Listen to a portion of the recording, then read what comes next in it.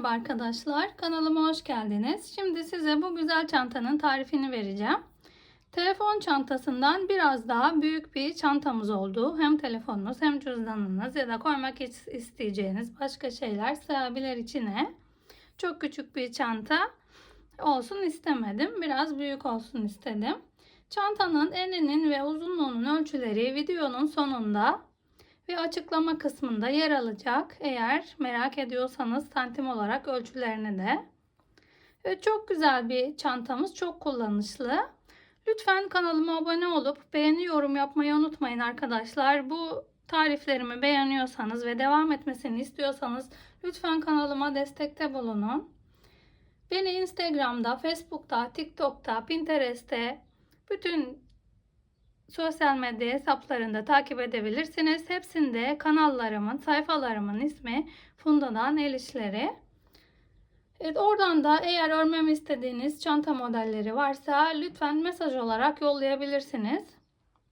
Örebilirsem videosunu çekip yayınlarım kanalımda.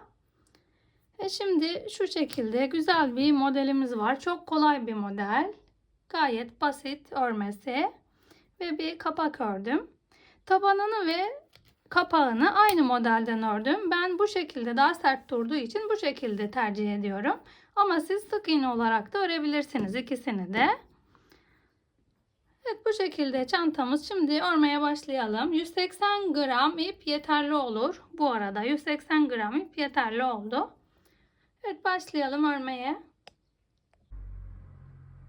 Evet, mini çantamızı 3 milim tığla örüyorum. Ve bu şekilde bir tane polyester makrame ipe ihtiyacımız var. İpimiz 100 gram ağırlığında, 150 metre uzunluğunda. 2 milim kalınlıkta bir makrame ipi. Ben 3 milim tığ tercih ettim. Siz elinizin sıkılığına, gevşekliğine göre ip numaranızı ayarlayabilirsiniz. Siyah ip tercih ettim. Siz istediğiniz iple örebilirsiniz. Çantamızı örmeye başlayabiliriz. Çantamızı örmeye başlayalım. Şu şekilde bir halka yapalım. Tığımızı içinden geçirip bu ipimizi doluyoruz ve bu şekilde ilmeğimizi çıkarıp düğümlüyoruz, oraya sıkıştırıyoruz. Ve bu şekilde 1, 2, 3, 4, 5, bu şekilde 32 tane zincir çekip gelelim. Evet, 32 tane zincirimizi çektik. Şimdi bir tane de fazlalık çekelim ve bu sonuncuya değil, diğer zincirden bu şekilde batarak tığımıza doluyoruz ve üstündeki iki ilmeğimizin ikisini beraber örüyoruz. Yani sık iğne yapacağız. Bilmeyenler için daha yavaş anlatayım. Zincirlerimizin sonuna gelene kadar sık iğnelerimizi yapalım. 32 tane sık iğne yapacağız. Evet, 32 tane sık iğnemizi yaptık. Şimdi bir tane zincir çekip şu şekilde çeviriyoruz sık iğnemizi. Ve burada en üstte bu şekilde batıp da sık iğneler yapıyorduk. Ama ben tabanın daha sert durmasını istediğim için farklı bir işlem uygulayacağım. Şu şekilde arka kanatlarından batalım ve sık iğnelerimizi bu şekilde oluşturalım. Şöyle iki kanadından değil, sadece bu arkadaki tek kanadından tutturarak sık iğnelerimizi bu şekilde yapalım. Tabanımız daha sert dursun diye bu işlemi yapıyorum.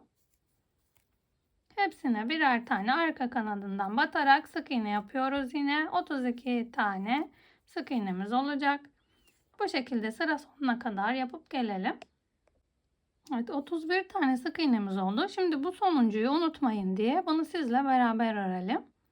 31 ve burada en sondakini unutmuyoruz. Bununla beraber 32 tane sık iğnemiz oluyor. Yine bir zincir çekip modelimizi çevirelim. Şimdi modelin daha kalın olması için iki katlı iki sırayı birleştirerek daha kalın bir taban elde edeceğiz. Bunun için de yine buradaki sık iğnelerin arka kanadından batalım. Ve biraz önce altta da arka kanadından battığımız zaman ilmeklerin birisi boş kalmıştı. O boş kalan ilmeği de ikisini beraber alt alta gelen olmasına dikkat edin. Altındakine hemen batıyoruz. İkisini bir tutturalım. Tığımıza dolayıp bu şekilde ilmeğimizi çıkarıyoruz ve sık iğnemizi böyle oluşturuyoruz. Yine önümüzdeki sık iğnenin de aynı şekilde şu arka kanadına batalım. Şöyle ikisine bir değil. Normal sık iğne bu şekilde oluyor. Bu şekilde değil. Arka kanadına batalım ve alttaki hemen altındaki kanada da batıyoruz. İkisini beraber çıkararak bir sık iğne yapıyoruz. Bu sıramız da bu şekilde ilerleyecek. Sık iğnelerimiz böyle yapınca sık iğnelerimizi daha kalın oluyor. Taban daha düzgün duruyor. Bir bu kanattan bir alttaki aynı hizasına gelen olmasına dikkat ediyoruz. Evet, bu şekilde yapalım. Sıra sonuna kadar karşılıklı iki kanatları birbirine geçirip sık iğnemizi yaparak sıranın sonuna kadar geliyoruz. Yine 32 tane sık iğne yapacağız bu şekilde. Evet, 31 tane sık iğnemizi yaptım. 32.yi yine bu en kenardakini unutmayalım. Onu da aynı şekilde arka kanadından batarak altındaki ilmekle beraber takarak sık iğnemizi yapıyoruz. Yine bir zincirimizi çektik ve çevirdik tabanımızı. Yine önümüzdeki sık iğneden başlıyoruz. Arka kanadından batalım. Alttaki yine önümüze ilk gelen birinci kanadı takıyoruz. İpimizi çıkarıp sık iğne yapıyoruz. Önümüzdeki sık iğnenin arka kanadından ve altındaki kanadı takıyoruz. Sık iğne yapıyoruz. Bu şekilde zaten belli oluyor. Hemen altındaki kanat.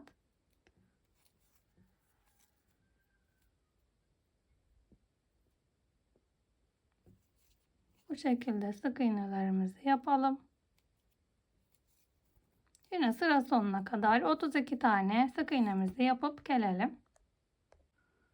Yine 31 tane sık iğne yaptım. Sonuncuyu sizle beraber yapalım. Şurada en sondaki sık iğnemizi unutmayalım. Ve altındaki ilmekle beraber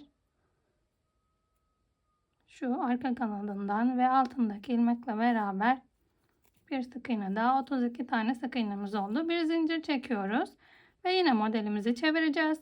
Arka kanadından batacağız ve altındaki hemen önündeki bir ilmek daha takıyoruz ve bu şekilde yapıyoruz. Yine sık iğnelerimizi aynı biraz önce de anlattığım gibi. Bu sıramız da bu şekilde ilerleyecek. Karşılıklı alt alta denk gelen iki ilmeği tutturup sık iğnemizi yapıyoruz. 32 tane olacak her sırada. Sık iğnelerimiz bu şekilde yapınca böyle göründü. Tabanımız gayet dolgun, sert bir taban oluyor. Şimdi çantanızın tabanını ne kadar olmasını istiyorsanız hem uzunluğunun hem de eninin o şekilde uzatıp kısaltabilirsiniz. Ben mini bir çanta öreceğim. Çok fazla yüksek yapmayacağım onun için. 2 sıra daha örsem yeterli olur bence. Kaç santim olduğunu ölçeyim şu an uzunluğunu. Şu 17 santim uzunluğu benim için yeterli. Mini bir çanta olacak zaten. Telefon çantasından biraz daha büyük bir çantamız olacak. Evet, enini de şimdi 2 ya da 3 sıra daha örüp geleceğim. Ördükten sonra santim olarak da size ölçüsünü veririm. Bu şekilde istediğiniz kadar uzatıp enini, boyunu siz genişletebilirsiniz. Büyük bir çanta örecekseniz burada 17 santim yaptım ben. Siz 25 santim kadar uzatırsınız ve enini de 9-10 santim yaparsınız. Daha büyük çantalar için o ölçü yeterli olur. Evet, bu şekilde örüp gelelim şimdi tabanımıza. Evet, toplamda 6 sıra sık iğne sırası ördük. Şimdi eninin ölçüsünü vereyim. Şöyle ölçtüğümüz zaman 3,5 santim oldu. Eninin ölçüsü. 17 santim uzunluğu, 3,5 santim eni oldu. Bu kadar benim için yeterli. Çünkü çok küçük bir çantamız olacak. Yine bir tane zincir çekerek dönüşümüzü yapalım. Bu çukur olan kısmın çantanın iç kısmında kalmasını istediğim için böyle döndürerek öreceğim. Bu birinci sık iğneden başlayalım. Hepsine birer tane yine sık iğnemizi yapıyoruz. Normal olarak iki kanadından batarak sık iğnelerimizi yapalım.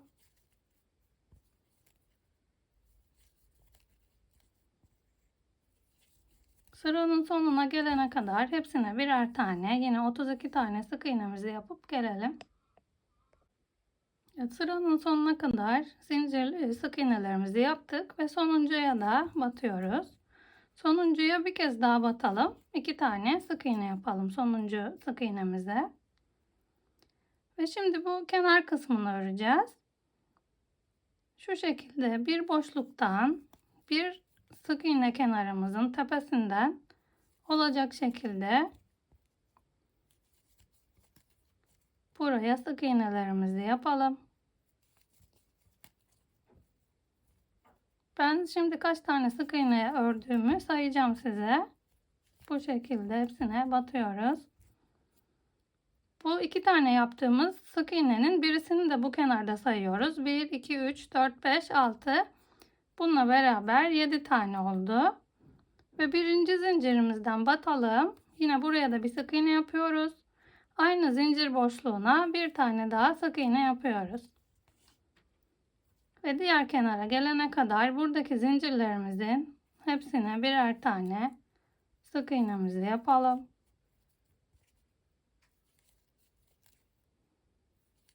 Diğer kenara gelene kadar yine 32 tane sık iğnemizi yapıp gelelim.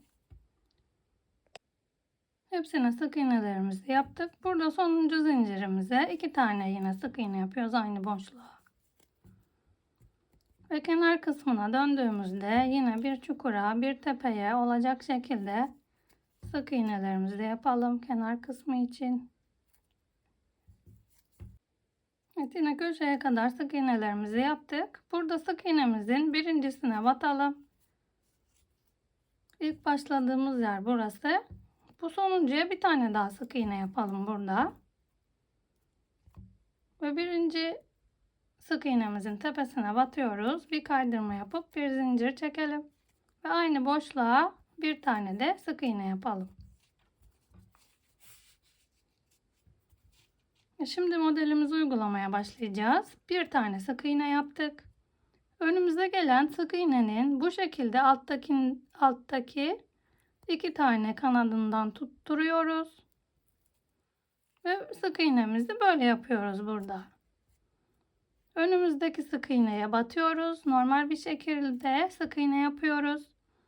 Ve bunun altına denk gelen kanatlara değil, diğer kanatlara, yani önümüzdeki sık iğnenin sık tepesine değil, bu altındaki kanatlarına batarak sık iğne yapıyoruz.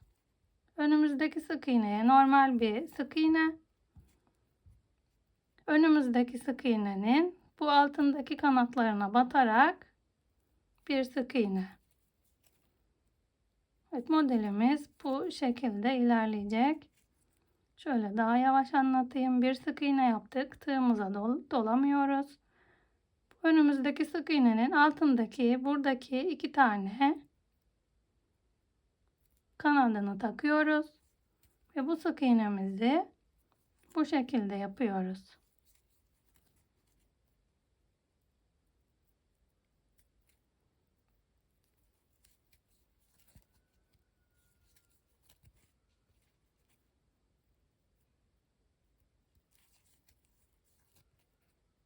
Evet, modelimiz bu kadar. Şimdi bu modeli sıranın başlangıcına kadar uygulayacağız. Buraya sıra başımıza kadar. İsterseniz buraya yer belirleyici takalım. Daha rahat olur. Evet, bu şekilde örelim. Aynı gösterdiğim modeli buraya kadar örüp geliyoruz. Sıra sonuna kadar ördüm. Ben burada ilk birinci kaydırma yapıp zincir çekip sık iğne yaptığımız sık iğneye yer belirleyicimizi taktım. Şimdi burada bir tane sık iğne yaptıktan sonra önümüzdeki sık iğne tepesine değil, yine alttakine batarak buraya sık iğnemizi yapalım.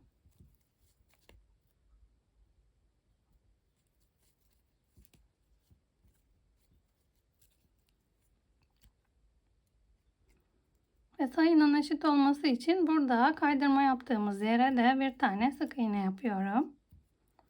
Yer belirleyicimizi çıkaralım.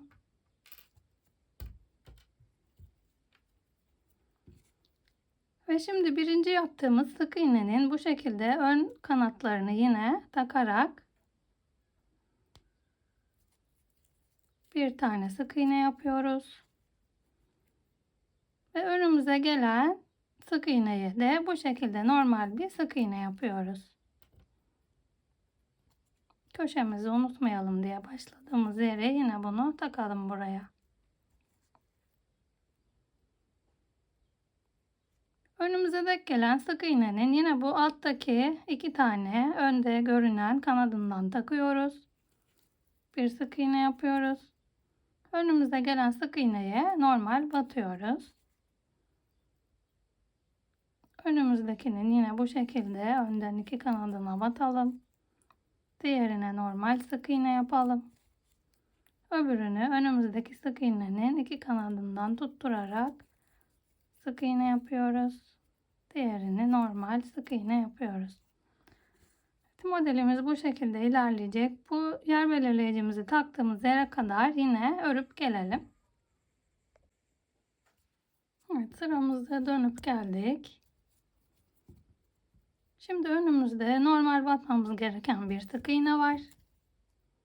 Ve yanındaki sık iğnenin yine burada alttaki iki kanadından takarak öreceğiz sık iğnemizi. Yer belirleyicimizi çıkaralım.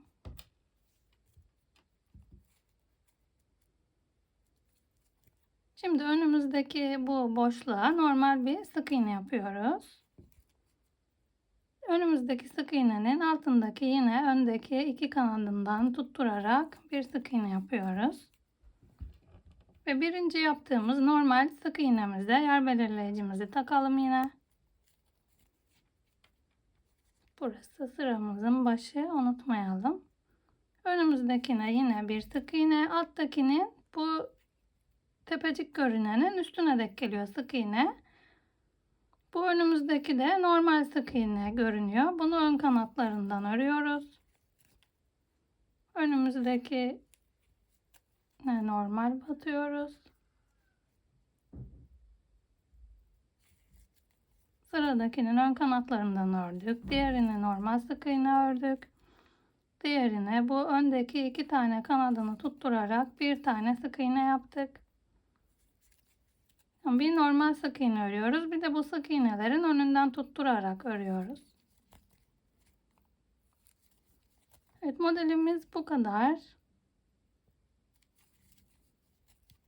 Bu şekilde öreceğiz. Çantamızın uzunluğunun ne kadar olmasını istiyorsak o boya ulaşana kadar modelimizi uygulayıp geleceğiz. Şu şekilde görünüyor. Her sırada ördüğümüz bu tepeciklerin ortasına denk gelecek. Üst sırada bu tepecikler.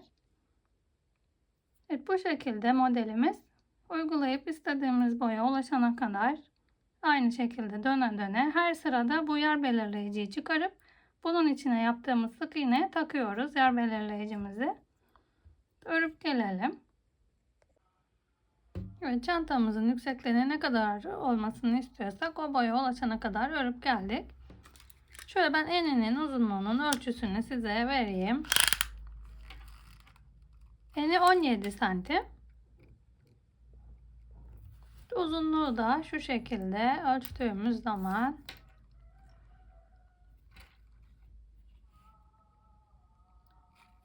17,5-18 santim de enimiz var, yüksekliğimiz var. Siz de kendi çantanızın yüksekliği ne kadar olsun istiyorsanız o yüksekliğe ulaşana kadar örüp gelebilirsiniz.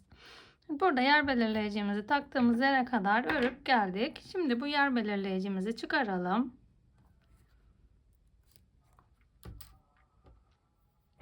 Ve ipimizi kesiyoruz. Ve bu ilmeğimizi buradan bu şekilde tutarak çekiyoruz.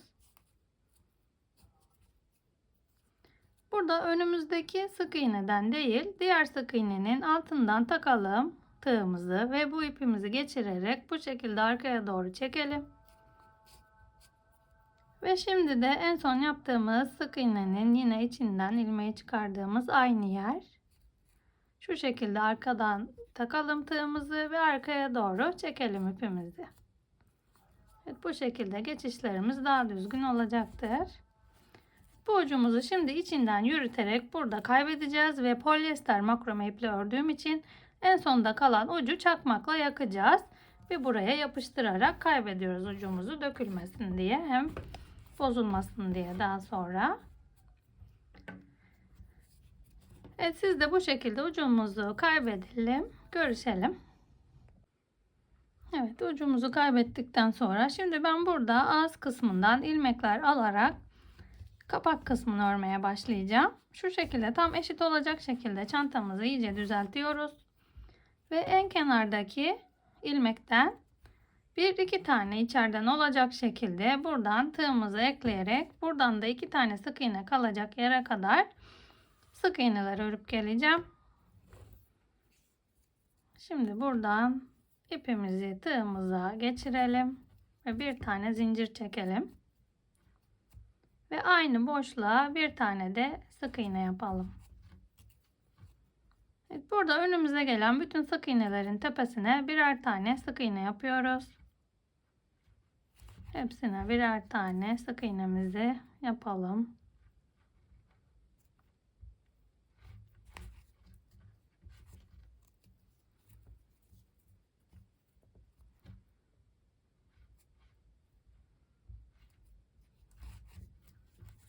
Hepsinin tepesine birer tane sık iğnemizi yapalım. Buradan 2 tane kalacak şekilde başladık. Buradan da 2 tane kalacak yere kadar sık iğnelerimizi yapıyoruz. Ben buraya kadar öreyim. Kaç tane sık iğne olduğunu size söyleyeceğim. Örüp gelelim. Sıra sonuna kadar sık iğnemizi yaptım. Burada 2 tane sık iğne kalıncaya kadar 34 tane sık iğnemiz oldu. Şimdi burada bir tane zincir çekelim ve şu şekilde çevirelim. Ve önümüzdeki sık iğneden başlayarak bu şekilde arka kanadındaki ilmeklere batarak birer tane sık iğne yapacağız. Hepsinin arka kanadına batacağız bu şekilde. Şu şekilde iki kanadına batmıyoruz. Tek kanadına batıyoruz.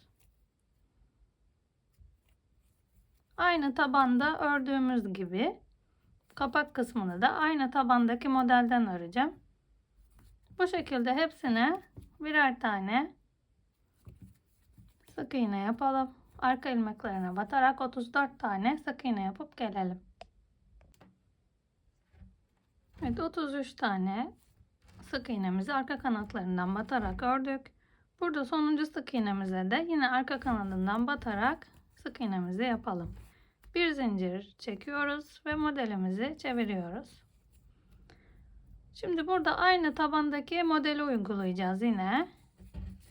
Önümüzdeki ilmeğe batıyoruz. Yine sık iğnenin arka kanadından batarak ve bu altta örmüş olduğumuz birinci, bu en baştaki tek görünen kanada, hemen bu sık iğnenin altındaki diğer kanada batarak bunu da tığımıza takalım.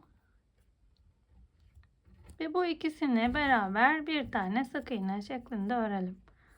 Önümüzdeki sık iğneye de aynı şekilde yine arka kanadından batıyoruz ve hemen altındaki görünen kanadı da taktık ve ikisini beraber sık iğnemizi yaptık. Evet, bu şekilde hepsine birer tane sık iğnemizi yapalım.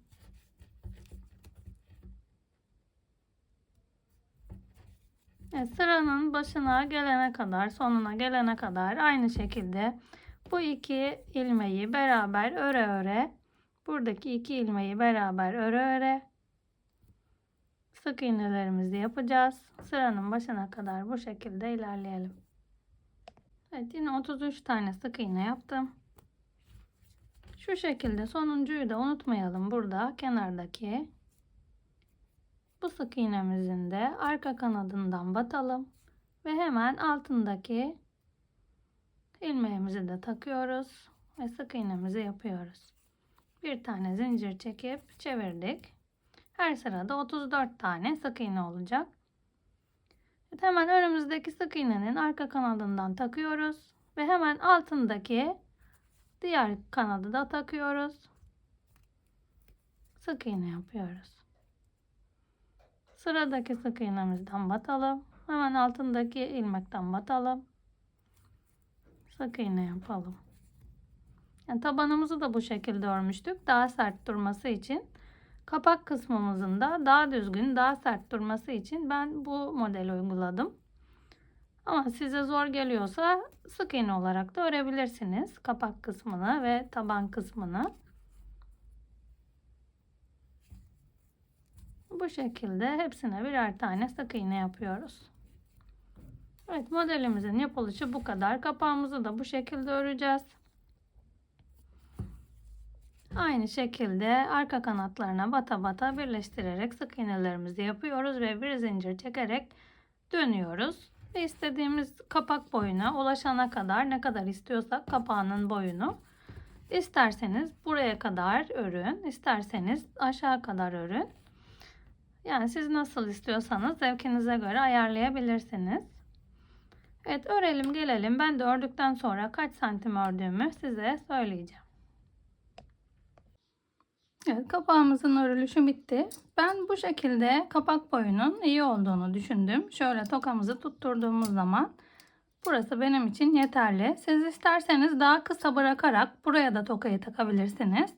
Ya da daha uzun örerek buraya da tokayı takabilirsiniz. Nasıl daha güzel gelirse size.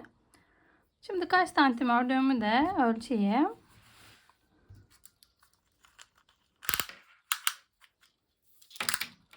Şu şekilde ölçtüğümüz zaman 11 santim oldu benim kapağımın uzunluğu. Şöyle enini de ölçelim sizle. 17 santimde eni oldu. Şimdi askımızı örmeye başlayalım. Şu şekilde çantamızın yan kısmından ipimizi ekleyelim. Ben 5 milim tığla örüyorum askımızı. Ve burada hemen önümüzdeki sık iğneden takıyoruz ipimizi. Ve buraya sabitliyoruz. Ve bu ucumuzu da içinden yürüterek hemen bu sabitlediğimiz boşluğa bir tane sık iğne yapalım. Ve önümüzdeki boşluğa da bir tane sık iğnemizi yapalım. Şimdi şu şekilde çevirelim. Ve önümüzdeki sık iğneye tekrar normal bir şekilde sık iğnemizi yapıyoruz. Tekrar çeviriyoruz ve önümüzde görünen bu kenardaki bir tane ilmeğimiz var. Bu kenarda görünen üstte. Bu ilmekten geçirerek tığımızı bir tane sık iğne yaptık. Şimdi çeviriyoruz askımızı. Ve şu an bu kenar kısmında 2 tane ilmek görünüyor. Bu kenarda uzanan, alt alta uzanan 2 tane ilmeğimiz var. Daha geniş tığ olduğu için batmamız sorun olabilir. Bu 2 taneyi alt alta yan yana görünüyor zaten burada kenar kısmında. Bunları tığımıza geçirelim. Tığımız büyük olduğu için zorlayacak biraz.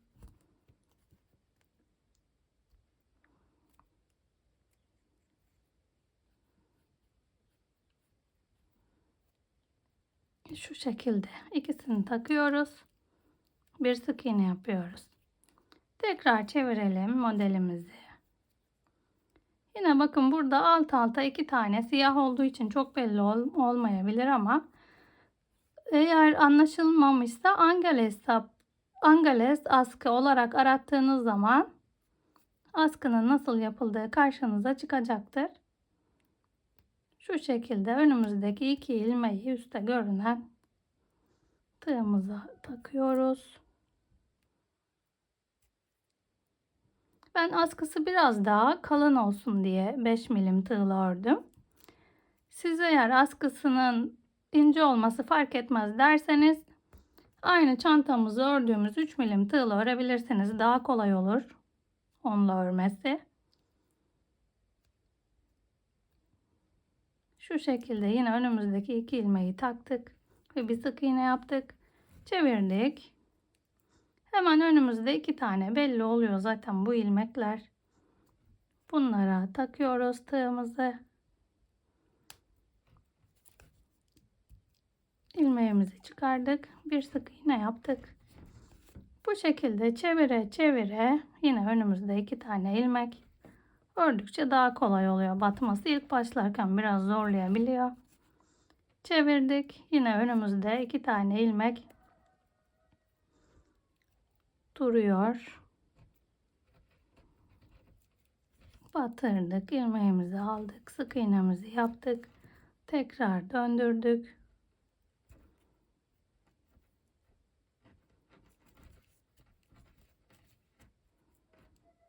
Tekrar döndürdük. Evet, bu şekilde ilmeklerimizi takarak, sık iğnelerimizi yaparak askı boyumuz istediğimiz uzunluğa gelene kadar askımızı yapıp gelelim. Diğer karşıya uzanana kadar. Yani ben ördüğümde deneyeceğim. Ne kadar benim için yeterliyse o kadar uzatacağım. Şimdi bu şekilde örüp geliyoruz. Askımızın adı Angalez askı. Bu şekilde aratırsanız daha net anlaşılır videolar olacaktır askının tarifi için. Evet, örüp gelelim. Evet, askımızın örülüşü bitti. 105 santim oldu uzunluğu. Siz de kendi boyunuza göre ayarlayabilirsiniz ne kadar olmasını istiyorsanız. Şimdi ipimizi şu şekilde biraz uzun olacak şekilde keselim. Ve ilmeğimizi buradan çıkaralım.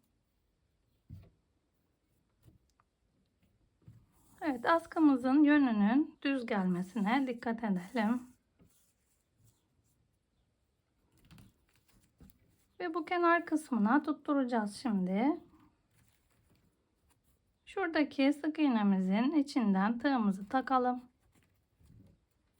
Ve bu ilmeğimizi çantanın iç yüzüne doğru çekelim.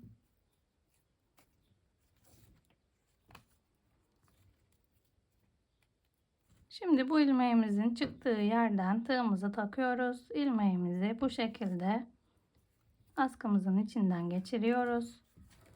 Ve karşı tarafta sıradaki sık iğneden tığımızı takalım.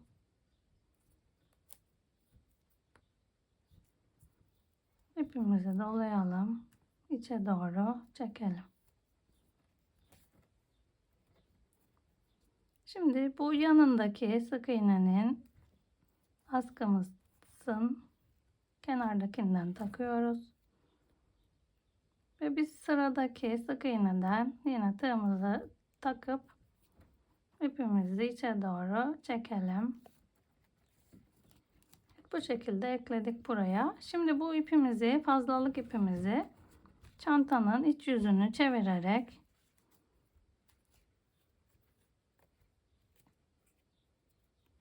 burada iç yüzünde şu askımızdan tutturarak bir tane düğüm atalım burada. Çantamızın iç yüzünde ilmeklerin aralarından geçirerek ucumuzu kaybedeceğiz şimdi. Ve polyester makrome ile ördüğümüz için yakacağız çakmakla ucunu ipimizin. Ve bu şekilde kaybediyoruz. Herhangi bir yerlerden geçirerek ipimizi içe doğru çekiyoruz. Ve burada daha bir müddet daha burada sık iğnelerin içinden ucumuzu ya kapak kısmında ya çantanın gövde kısmında içinden yürüterek kaybedelim ve uzun gelen yerini daha sonra keseceğiz. Evet, şu kadar kısmını daha yürüttükten sonra çakmakla yakabiliriz ucunu. Evet, iki ucunu da içinden yürüterek kaybedelim. Uçlarımızı temizleyelim. Ve tokamızı buraya tutturup gelelim. Evet, çantamızın örülüşü bitti. Bu şekilde güzel bir çantamız oldu. Hem telefonunuzu hem cüzdanınızı sığabilecek bir çanta. Çantamızın eninin uzunluğu, genişliği 17 santim oldu. Şöyle boyu da 19 santim oldu. Gayet güzel bir çantamız oldu. Askı uzunluğunu da söyleyeyim ben size. Askısını da ölçelim şimdi. birleştirdikten sonra ne kadar olmuş? Şu şekilde ölçelim. Siz kendi boyunuzun uzunluğuna göre ayarlayabilirsiniz askının uzunluğunu. Hazır askı da kullanabilirsiniz. Ya da farklı askılar da örebilirsiniz.